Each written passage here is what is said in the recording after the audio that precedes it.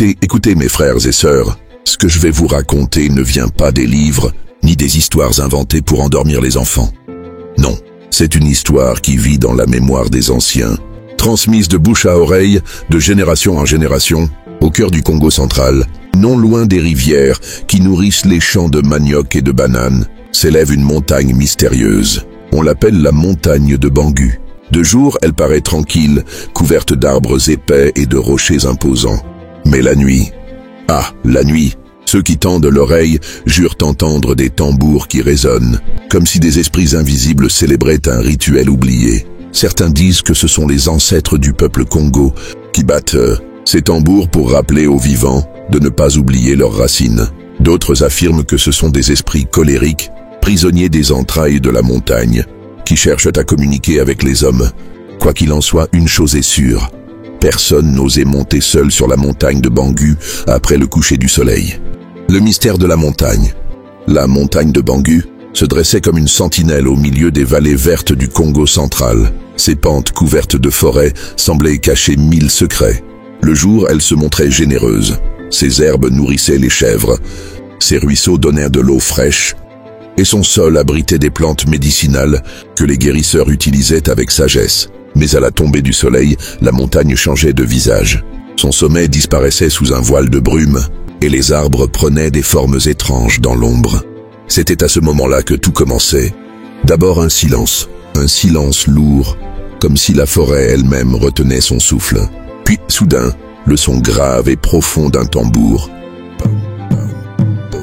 Le son résonnait dans la vallée. Il n'était pas rapide, non, mais lent et solennel, comme une marche funèbre. Les habitants du village s'arrêtaient toujours net à ce moment-là. Les femmes qui pilaient le manioc suspendaient leurs gestes. Les hommes qui réparaient leurs filets de pêche laissaient tomber leurs outils. Même les enfants cessaient de jouer. Tous écoutaient. Les chiens du village, eux, levèrent la tête vers la montagne et se mettaient à gémir, la queue basse, comme s'ils voyaient quelque chose que les humains ne pouvaient pas voir. Les tambours des esprits, murmurait le vieux Ngoma, assis près du feu. Il avait la barbe blanche comme la cendre et ses yeux brillaient à la lueur des flammes. Quand il parlait, tout le monde l'écoutait. Ils battent pour rappeler que les ancêtres ne dorment pas. Quiconque se moque d'eux connaîtra leur colère. Alors les femmes se signaient du front, les hommes détournaient le regard, et les enfants se blottissaient contre leur mère. Mais malgré la peur, il y avait dans ce son quelque chose de fascinant, comme un appel. Certains disparaissent, d'autres perdent la raison. Et toi, Luvumbu, si ton cœur est trop léger, sache que la montagne va te juger sévèrement. Le jeune baissa enfin les yeux, mais au fond de lui, la curiosité brûlait plus fort que jamais. Et tandis que les anciens priaient, Luvumbu murmurait dans son cœur, « Moi je saurai la vérité, moi, j'irai là-haut. » Le jeune téméraire. Les jours suivants, le village de Bangu vivait dans une atmosphère étrange. Chaque soir, les tambours de la montagne retentissaient, comme un rappel silencieux des avertissements des anciens. Mais pour Luvumbu, ces sons étaient un appel, un défi lancé à son courage et à sa curiosité. Alors que les autres enfants jouaient près de la rivière, lui restait en retrait, observant les collines qui menaient à la montagne. Ses pensées ne quittaient jamais le sommet mystérieux. Qu'est-ce qui bat là-haut? Qu'est-ce qui veut me parler à travers ces tambours? Chaque nuit, il scrutait les ombres et imaginait des cavernes secrètes, des esprits gardiens et des trésors anciens. Il savait que les anciens ne l'approuveraient jamais. Mais son désir de connaître la vérité était plus fort que la peur. Une nuit, sous un ciel couvert d'étoiles, Luvumbu décida qu'il était temps. Il se faufila hors de sa case, emportant un sac avec du manioc sec, une gourde d'eau et un petit couteau en bois, souvenir de son père. Il marcha silencieusement à travers les sentiers étroits et boueux qui menaient à la montagne. La forêt autour de lui semblait vivante. Le vent faisait bruisser les feuilles comme des chuchotements, et chaque branche craquait sous ses pas comme pour l'avertir. Au fur et à mesure qu'il approchait, le son des tambours devenait plus clair, plus proche, plus réel. Ce n'était plus un bruit lointain, mais une vibration qui semblait résonner dans sa poitrine. Il sentit son cœur battre à l'unisson avec les tambours. Pourtant, malgré l'excitation et l'adrénaline, Luvumbu connaissait un frisson de peur. Il se souvenait des histoires de Mama Kianza et de son frère disparu. Mais chaque pas qu'il faisait le rapprochait d'une vérité, qu'il sentait indispensable à découvrir. Bientôt, il arriva au pied de la montagne. Le sommet disparaissait dans la brume nocturne, et la forêt semblait s'étendre comme un labyrinthe sans fin. Là, au milieu des pierres couvertes de mousse et des racines tortueuses, il entendit à nouveau les tambours.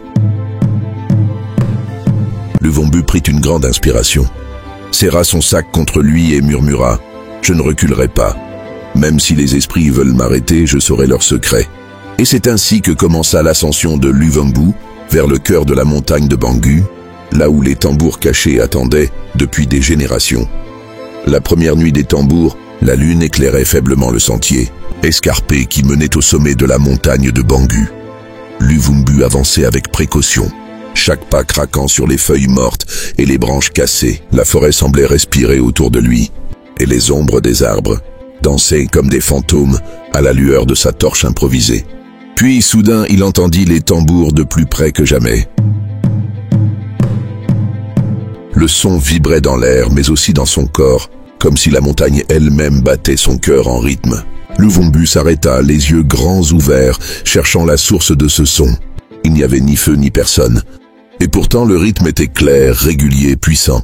À mesure qu'il montait, le son devenait plus intense, plus profond. Parfois, il semblait provenir de sous ses pieds, comme si les entrailles de la montagne vibraient. À d'autres moments, il résonnait dans les arbres autour de lui, comme si chaque branche portait un tambour invisible. Le jeune téméraire sentit un mélange de peur et d'émerveillement.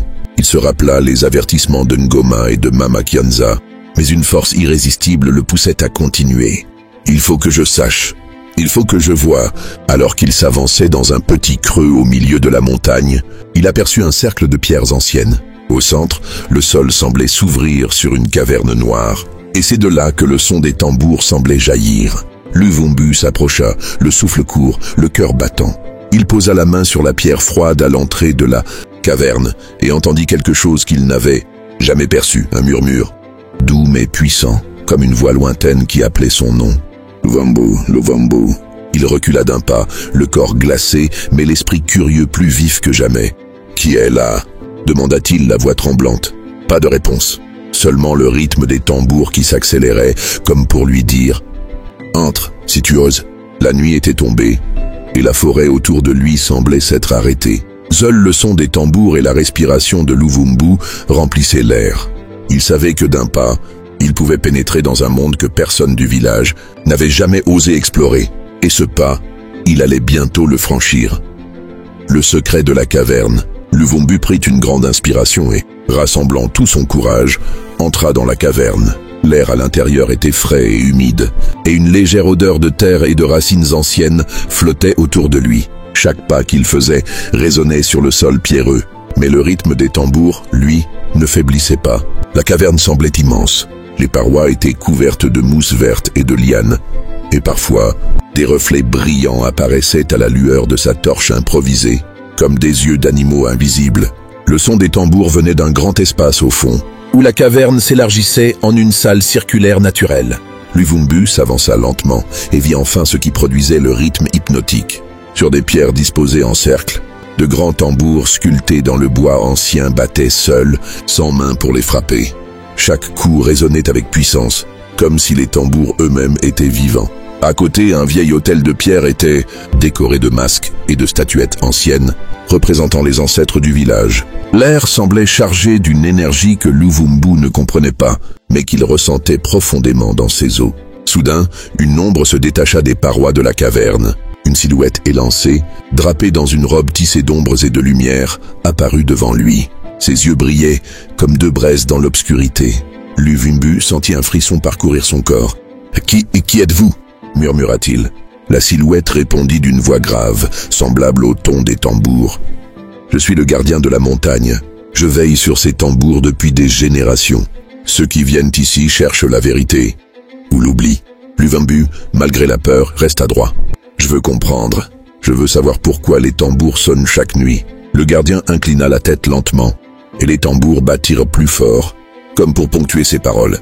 Ces tambours sont le lien entre les vivants et les ancêtres. Chaque coup rappelle aux villageois de se souvenir de leur histoire, de respecter la nature et de ne jamais oublier leurs racines. Luvumbu sentit son cœur battre à l'unisson avec le rythme ancien. Il comprit que la montagne n'était pas un lieu de punition, mais un lieu de mémoire et de respect.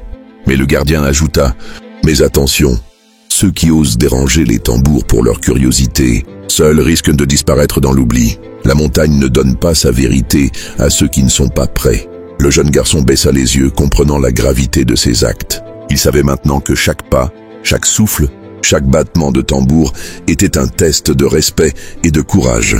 La rencontre avec l'esprit gardien, le gardien de la montagne, resta immobile, son regard brûlant d'une lumière surnaturelle. Luvumbu sentit que l'air autour de lui vibrait, que la caverne n'était plus seulement un amas de pierres, mais un lieu vivant, animé par les esprits de ses ancêtres. « Je suis ici pour apprendre », dit Luvumbu d'une voix ferme. Malgré le frisson qui parcourait son dos, le gardien s'avança lentement, et chaque pas faisait résonner un battement de tambour plus profond, comme le cœur de la montagne elle-même. « Apprendre quoi, jeune téméraire ?» demanda le gardien. « À comprendre pourquoi les tambours sonnent chaque nuit, à respecter la montagne et les ancêtres, et à protéger mon village. » Le gardien inclina la tête, et les tambours cessèrent soudain, plongeant la caverne dans un silence impressionnant. Luvumbu n'entendait plus que sa propre respiration et le battement affolé de son cœur. Alors, une brume douce et lumineuse enveloppa le jeune garçon, et une voix intérieure résonna dans sa tête. « Luvumbu, tu as le courage de venir jusqu'ici, mais as-tu le cœur pur ?» Luvumbu répondit sans hésiter. « Oui, je veux apprendre et transmettre ce que je découvre aux habitants de mon village. » À cet instant, le gardien se transforma. La silhouette sombre se fit plus lumineuse, et ses traits prirent l'apparence d'un ancêtre du village, avec des yeux qui reflétaient la sagesse des générations passées. « Alors écoute attentivement, » dit-il. « Les tambours ne sont pas seulement des instruments, ils sont la mémoire vivante de Bangu. Chaque coup que, tu entends, raconte l'histoire des hommes et des femmes qui ont vécu ici, qui ont cultivé la terre, respecté la forêt et protégé le fleuve. Chaque battement est un lien entre les vivants et ceux qui nous ont précédés. » Le gardien leva les bras, et Luvumbu vit alors, gravés dans les pierres de la caverne, des symboles anciens qu'il n'avait jamais vus. Des scènes de chasse, de récolte, de rites et de danse. Les tambours résonnaient en harmonie avec ces images, comme une musique du passé qui vivait dans le présent. « Ah, tu as été téméraire, Luvumbu, mais tu as aussi montré du respect. Cette montagne te confie son secret, et tu devras le protéger. Ramène-le à ton village, et veille à ce que personne n'abuse de ce pouvoir. Sinon, » le gardien baissa la voix, laissant un silence lourd. « Sinon, la montagne reprendra ce qu'elle a donné. » Luvumbu comprit que son aventure ne faisait que commencer. Il n'était plus seulement un garçon curieux, il était désormais le gardien du secret de Bangu, porteur d'une mission sacrée pour son peuple. La punition et la révélation. Luvumbu sortit de la caverne, alors que l'aube commençait à effleurer le sommet de la montagne de Bangu. Le soleil levant baignait les arbres d'une lumière dorée, mais il sentait encore le poids de ce qu'il avait vécu. Les tambours résonnaient toujours dans sa tête, comme un écho qu'il ne pouvait chasser. Mais quelque chose avait changé. Son corps était fatigué, et une légère douleur parcourait ses bras et ses jambes, comme si la montagne elle-même lui rappelait qu'il n'était qu'un invité. Il s'assit sur un rocher, tremblant légèrement, et murmura « Ai-je fait le bon choix? Ai-je respecté la montagne ou l'ai-je offensé ?» À ce moment, une brise soudaine fit bruisser les feuilles, et les tambours se firent entendre, mais d'une manière différente. Ce n'était plus un appel à entrer, mais un rythme plus lent, plus grave, presque accusateur. Luvumbu comprit alors, il avait été téméraire. Même s'il avait montré du respect, sa curiosité avait un prix. Les anciens avaient raison. La montagne ne pardonne pas la légèreté. Puis, au milieu de cette tension, il vit une ombre familière, le gardien de la caverne, toujours brillant comme un esprit. Mais cette fois, il approcha lentement et parla d'une voix douce. « Jeune Luvumbu, tu as osé et tu as payé le prix de ton audace. Mais regarde autour de toi, ce que tu ressens est une leçon. » « Une leçon ?» demanda Luvumbu intrigué. « Oui, la montagne n'a pas puni ton corps pour te blesser, mais pour te rappeler que la curiosité doit toujours s'accompagner de respect. Chaque battement de tambour est une voix des ancêtres. Tu dois écouter, apprendre et transmettre. La vérité que tu cherches ne peut être prise que si ton cœur est prêt. » Luvumbu baissa la tête, comprenant enfin. Il réalisa que la montagne n'était pas seulement un lieu de mystère. C'était un maître silencieux, qui enseignait la sagesse à ceux qui osaient approcher. Les tambours cessèrent soudain, laissant place à un silence profond et apaisant. Dans ce silence, Luvumbu sentit une clarté nouvelle. Il connaissait désormais l'importance de l'écoute, du respect et de la patience. Avant de redescendre, le gardien ajouta « Ramène ce que tu as appris à ton village. Et assure-toi que les habitants de Bangu se souviennent toujours que la montagne est vivante. Elle protège mais elle exige un cœur pur. » Luvumbu comprit alors que son aventure ne se limitait pas à une simple curiosité. Il était désormais le messager du secret des tambours, chargé de préserver la mémoire des ancêtres et la sagesse de la montagne. Le retour au village, Luvumbu redescendit la montagne de Bangu à l'aube, le corps fatigué mais l'esprit lumineux. Chaque pas semblait léger, comme si la montagne elle-même le guidait et le protégeait. Les oiseaux chantaient timidement.